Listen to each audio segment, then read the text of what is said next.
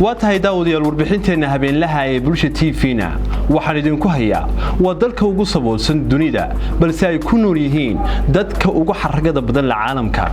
waxay had iyo jeer u labistaan sida milyaneerada dunida ayaga oo gadanaya dharbadharku ka qaalisan yahay su'aasha isweydiinta mudan ayaa halka ay dhaqaalaha ka keenaan maadaama ay sabool yihiin warbixinteenan ayaan ku eegi doonaa daawasho wacan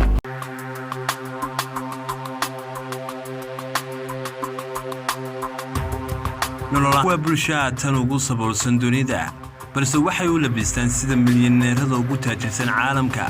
dal ahaan wadankan waxa uu ku yaalaa bartamaha Afrika waana dalka labaad ee ugu weyn qaaradda marka laga yimaado Algeria sidoo kale waa wadanka 11aad ee ugu weyn dunida waxaana ku nool dad gaaraya ku dhawaad 29 milyan oo ruux dalkan aan kaaga waramaya waa Jamhuuriyadda Dimuqraadiga ee Congo waa wadan ay ku nool yihiin dadka ugu faqiirsan ama ugu saboolsan dunida sidoo kale waxa uu ka mid yahay dalalka ugu kheyraadka badan dunida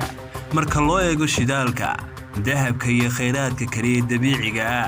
ee ceegaaga dalkan Congo waxa ku nool bulsho caan ku ah dhanka labiska iyo xaragada waliba sida ugu fiican waxay ku tartamaan oo ay u kala dheereeyaan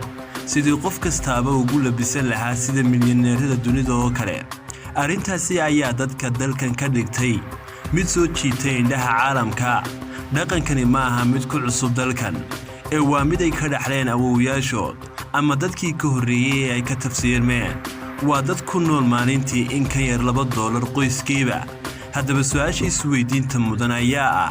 halkee ayay ka keenaan lacagahan ay siisanayaan dharka qaaliga ah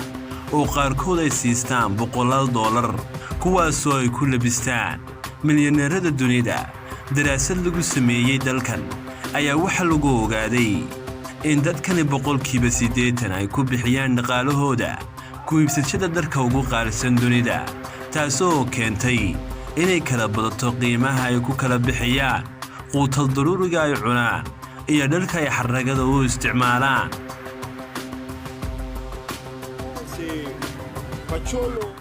magacaygu waa Bacholo waan ogahay waxaan nahay dadka ugu xaragada badan dunida ma aha dhaqan ugu cusub ee waa mid aanu ka dhaxalnay dadkii naga horreeyay waan ogahay indhaha caalamka oo dhan ayaanu soo eegaya